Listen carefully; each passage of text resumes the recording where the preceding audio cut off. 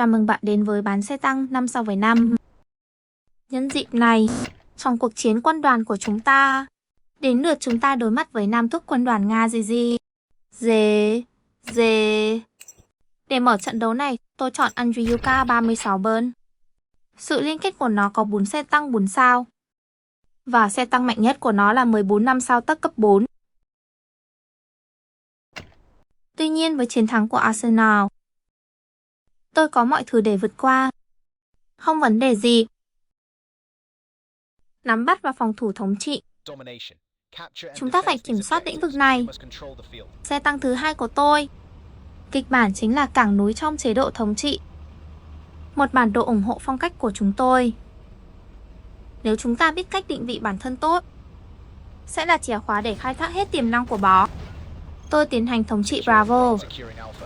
Và tôi được hộ tống bởi DT, D99A và T14 của tôi. Trước sự ngạc nhiên của tôi rơi D14 của tôi. Nhưng ngay cả với sự sụt giảm này, tôi vẫn tiếp tục đưa Charlie. Cuộc đấu tranh là dữ dội, bất chấp lợi thế của Arsenal. Chúng tôi đã không thể mở bằng điểm. Cuối cùng chúng tôi đã lấy Alpha và chúng tôi đang kiểm soát Bravo. Đến điểm tiếp xúc và nằm trên tường lâu đài. Mục tiêu là vượt qua.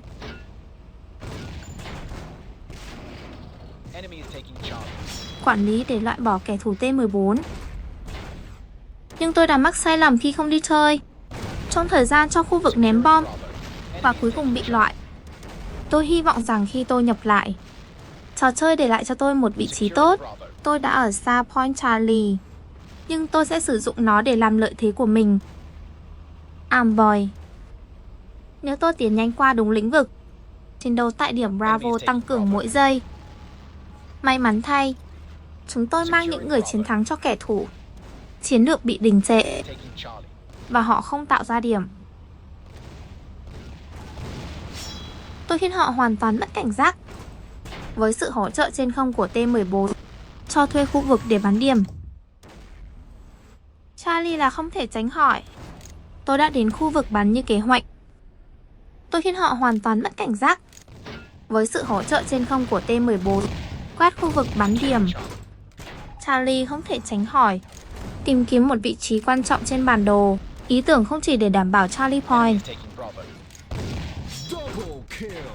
và chặn hoàn toàn lối ra của kẻ thù từ cánh trái của anh ấy. Toàn quyền kiểm soát khu vực.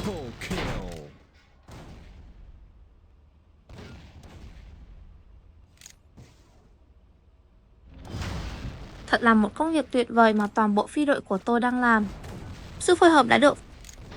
Và miền trên bản đồ là tổng. Chúng tôi có quyền kiểm soát tuyệt đối. Tôi ngạc nhiên trước kẻ thù T14. Tuy nhiên, và không thể làm gì để đảo ngược nó.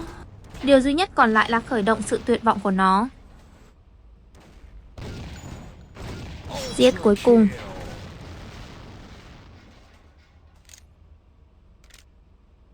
Nhóm của tôi mạo hiểm hơn một chút bằng cách bò đến căn cứ của kẻ thù. Nhưng chiến thắng đã được niêm phong. Chúng tôi đã giành chiến thắng và ghi được 246 điểm đầu tiên của tôi. Vì nguyên nhân của Legion. Chiến thắng.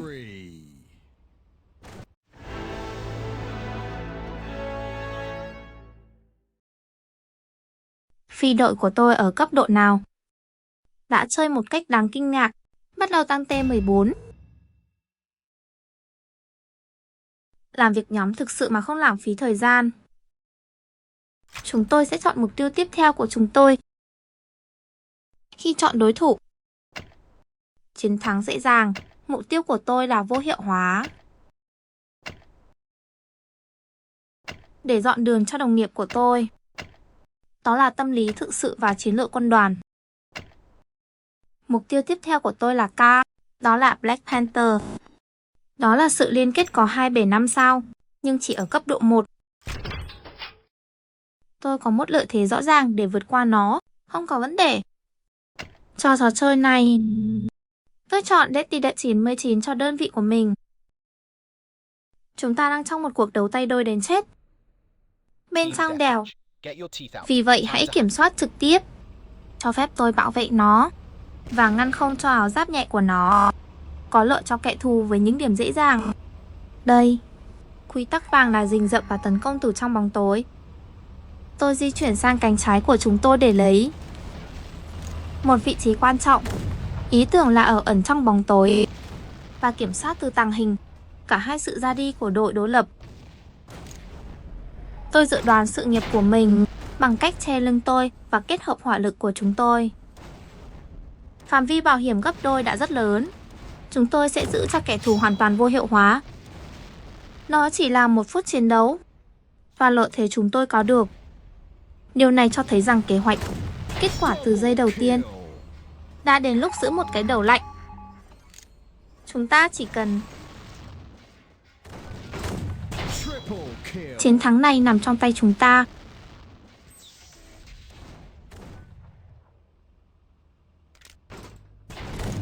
Siêu giết.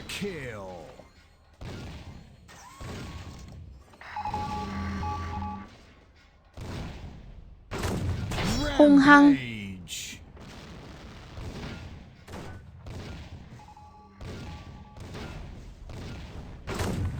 Không thể ngăn cản.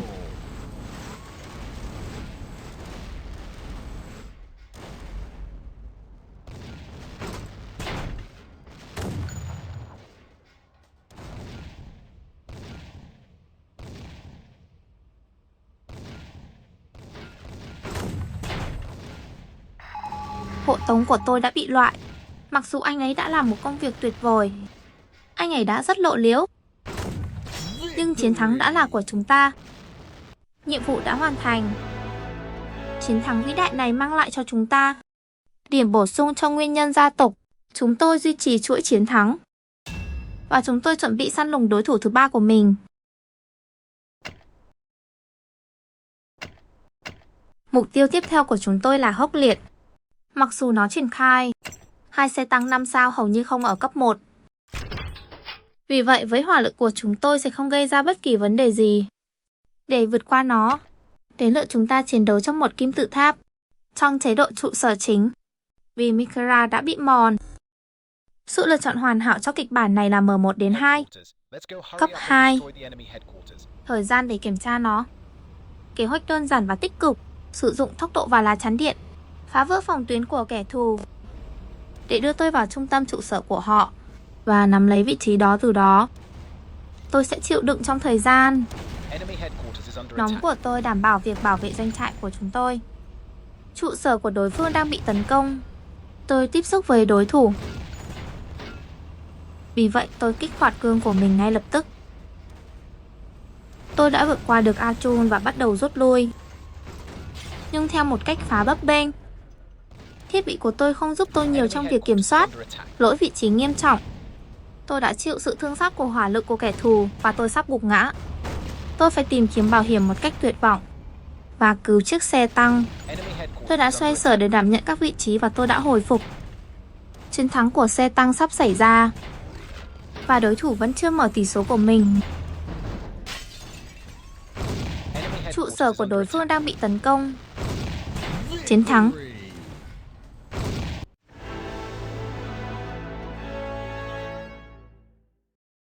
Do đó thêm 246 điểm nữa. Với chiến thắng này, đóng góp của tôi đã là 38 điểm và tôi vẫn còn 2 xe tăng. Bây giờ chúng ta hãy đi cho mục tiêu thứ 4 của chúng tôi. Chúng tôi gần như dọn sạch mặt đất của đối thủ. Đối thủ của chúng tôi bây giờ là những... chỉ có một bể 5 sao. Cấp 2. Trận chiến này cũng nên đơn giản. Chúng tôi triển khai ở thị trấn nhỏ dưới chế độ thống trị. Tôi tham gia trận chiến chỉ huy Leopard 2 ở X cấp 2. Và mục tiêu ưu tiên của chúng tôi là kiểm tra Charlie. Từ giây đầu tiên, kẻ thù thường củng cố quan điểm Charlie bằng mọi giá phải kiểm tra khả năng phòng thủ của mình và xem họ cung cấp bao nhiêu kháng cự. Bảo vệ Alpha lấy Charlie.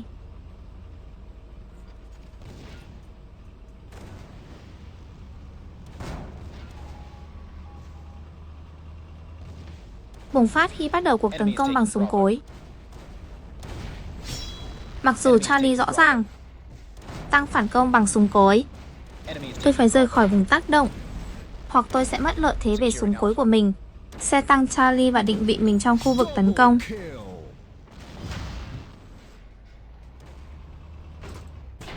Pháo sáng vũ trang và pháo nạp đạn. Chúng tôi đã sẵn sàng hành động. Thành tích giải cứu an toàn. Chiến lược đã hoàn thành. Chỉ là để bắt đầu cuộc tấn công. Thời gian để đóng bẫy. Súng cối.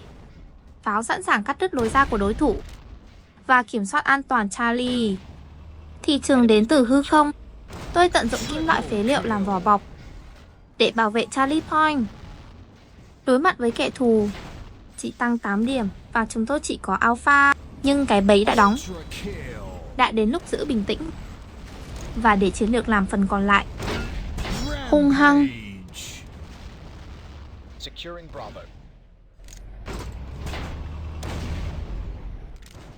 Chúng tôi uống Bravo và Harley và chúng tôi đã thực hiện một cuộc phản công.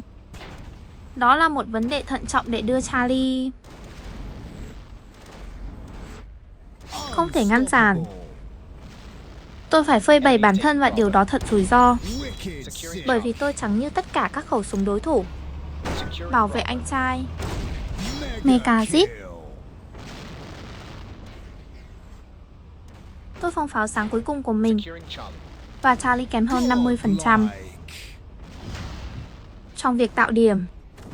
Nhưng chúng tôi có quyền kiểm soát Alpha và Bravo và hỗ trợ trong việc ngăn chặn kẻ thù sở hữu. Chúng tôi cách xa ít hơn 50%. Chiến thắng được giải quyết có lợi cho chúng tôi. Nhưng tôi nghĩ trận chiến đã kết thúc. Chúng tôi có toàn quyền kiểm soát Charlie. Mọi thứ đã ổn định.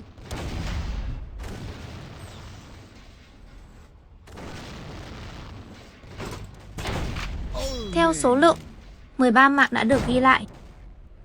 Những con số tàn bạo đối với một chiếc xe tăng thậm chí không phải là chính của tôi.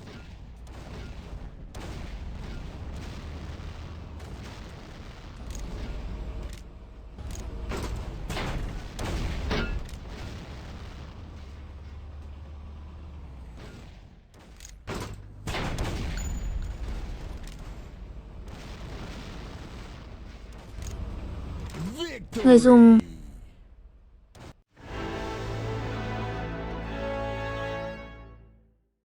246 điểm khác có lợi. Và với chiến thắng này hoàn thành 84 điểm. Đó sẽ là đóng góp của tôi bây giờ. Thiếu xe tăng của tôi T-14-5 sao cấp 4. Điều chính là của tôi. Khi bước vào, một đối thủ đứng để dọn sạch khu vực. Tôi quyết định đợi một chút trước khi chọn mục tiêu cuối cùng của tôi. Tin tưởng rằng Legionnaire Crusher của chúng tôi giành chiến thắng. Trọng lượng trở nên đau khổ. Nhưng cuối cùng, đạt được chiến thắng và dọn sạch sân là một dấu hiệu tuyệt vời cho thấy chúng ta đang chiến thắng trong cuộc chiến. Với một lợi thế rõ ràng, đã đến lúc chọn đối thủ cuối cùng của tôi. Trận chiến này giải thưởng 288 điểm. Và đối mặt với 3 xe tăng 5 sao. Mạnh nhất phù hợp với xe tăng chính của tôi là T-14 cấp 4. 100 lệnh tầm bắn. Có bất lợi khi mang 2 thùng sau. Chúng ta tham chiến trong kẻ thù là xuất sắc. Điều đó chắc chắn ủng hộ hiệu suất của T-14 của tôi. Chúng tôi duy trì chiến lược cốt lõi, bảo hiểm liên tục của chiếc xe của chúng tôi và ngăn chặn sự tiến công của kẻ thù từ một vị trí tiếp xúc xa với kẻ thù.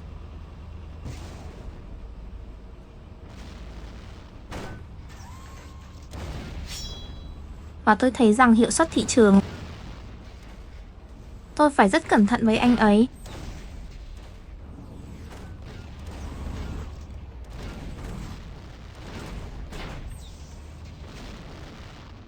Trong lần tiếp xúc đầu tiên, chúng tôi dẫn đầu với số điểm gần gấp đôi.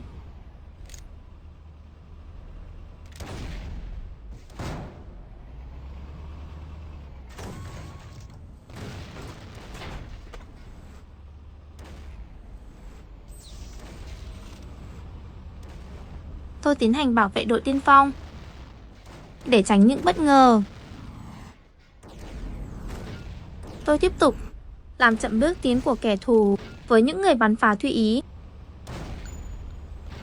Sau cuộc giao tranh với kẻ thù Arjun, tôi phải rất cẩn thận với mình. Tôi quyết định giữ vị trí và đợi xe của tôi kích hoạt mìn để đảm bảo tiến độ rõ ràng.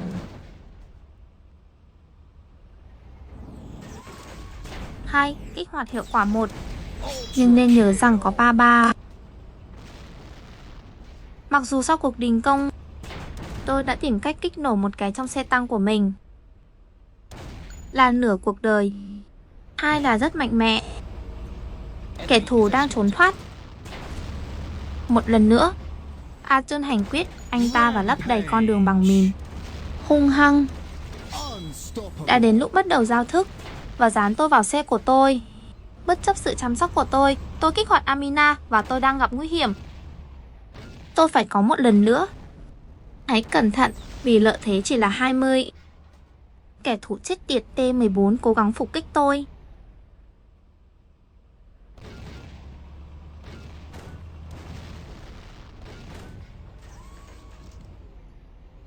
Nhưng cảm ơn ngọn lửa hỗ trợ của Leopard 22X của tôi, chúng tôi đã có thể vô hiệu hóa nó một cách nhanh chóng. Bệnh ác.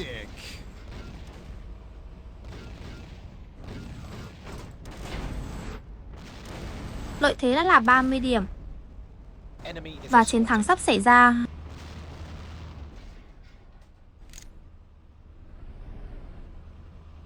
Endeavor cố gắng hết sức để di chuyển chiếc xe của mình về phía trước.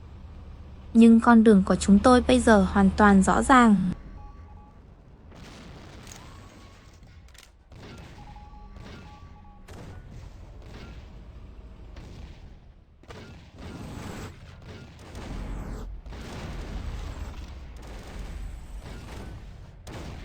Giết lớn.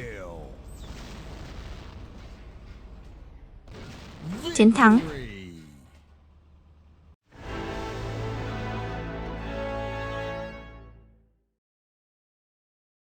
Với chiến thắng này, tổng cộng 1272 điểm cho Legion của tôi. Và chúng tôi đã vượt qua được sân của đối thủ. Lần đầu tiên. Chiến tranh đang trên một con đường tuyệt vời. Và đầu nó ra, tôi chiếm vị trí thứ 2 đáng tin cậy trong lịch sử tấn công.